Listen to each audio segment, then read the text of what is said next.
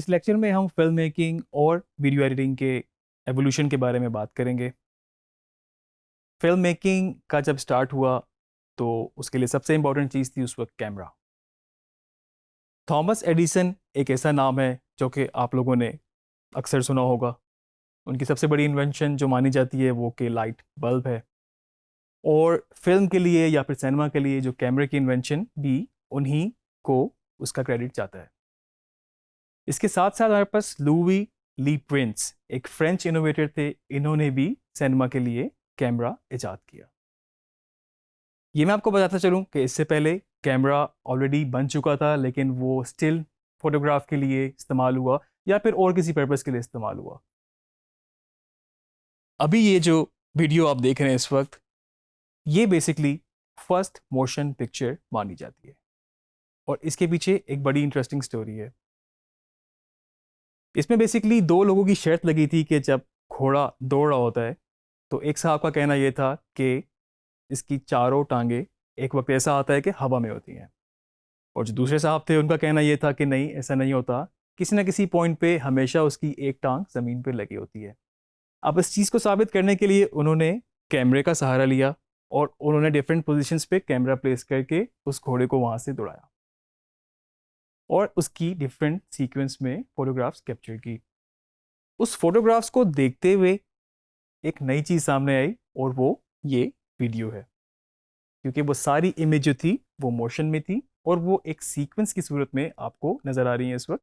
तो एक motion picture बन के सामने आई। बहरहाल उनमें से वो जो साहब कह रहे थे कि चारों टांगे हवा में होती हैं, वो शायद जीत भी गए, और इस पिक्चर के थ्रू पता भी चला कि वो एक स्टेज ऐसी आती है, एक वक्त ऐसा आता है कि घोड़े की भागते हुए चारों टांगे एक वक्त पे हवा में होती हैं। फिल्म मेकिंग का आगाज़ वहीं से हुआ। उसके बाद बहुत सारी फिल्में बनना शुरू हुई, सिनेमा का कल्चर कुछ शुरू हुआ।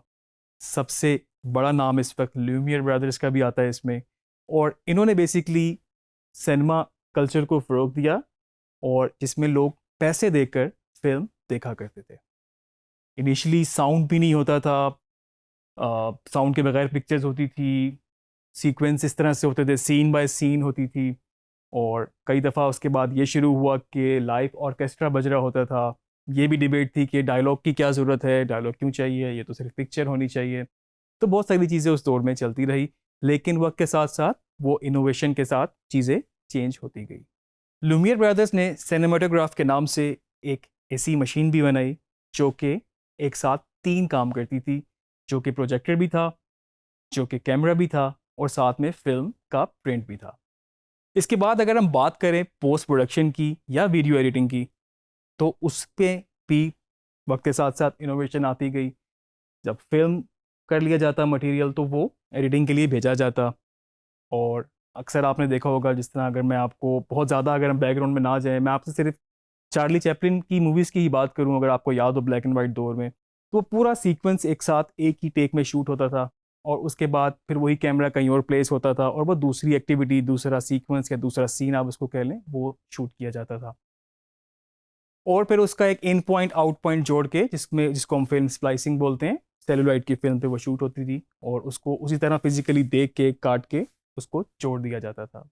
तो ये बेसिकली जो फिजिकल कटिंग होती थी फिल्मों की, कटिंग और स्टिकिंग भी इसको हम कहते थे, फिल्म स्प्लाइसिंग इसकी टेक्निकल टर्म है, ये शुरू में रही। उसके बाद इसके भी कुछ सॉफ्टवेयर हार्डवेयर आ गए। बेसिकली हार्डवेयर ही था मूवी ओला के नाम से, जिसमें प्रोजेक्शन बेहतर थी, उसको देख के काटना आसान हुआ करता था। और उसके बाद फिर आप मज़ीद जाते रहें तो फिर linear editing, non linear editing, live editing वगैरह ये चीज़ें आती गई। एडिटिंग में बहुत बड़ा नाम D.W. ग्रिफिथ। इन्होंने एडिटिंग में बिल्कुल एक कह लें रेवोल्यूशन लेकर आए, और उस वक्त इन्होंने cutting on action, jump cut या फिर डिफरेंट वेरिएशंस के शॉट को साथ में मर्ज करना, इन्होंने उस चीज़ को शुरू किया। उस वक्त के दौर में ज़्यादातर एडिटर्स फीमेल हुआ करती थी, क्योंकि ये काम बहुत बारीकी वाला था। और जिस तरह के एक औरतों में होता है कि एक थोड़ा सा ज़रा डिटेल्ड वर्क, या इसको इस तरह से कंसिडर किया जाता था जिस तरह से औरतें डिटेल में सिलाई कढ़ाई वगैरह करती हैं, तो इसलिए ज़्यादातर औरतों को हायर किया गया, उनको सिखाया गया, और उनसे फिर एडिटिंग कराई जाती थी। D.W. ग्रिफिथ के बाद जब उन्होंने देखा कि इतनी एडिटिंग में पॉसिबिलिटीज़ हैं, फिल्म मेकिंग की, कैमरे की ग्रामर इस्टेब्लिश होना शुरू हुई। इसके बारे में मज़ीद डिटेल में बात करेंगे अपने नेक्स्ट लेक्चर में।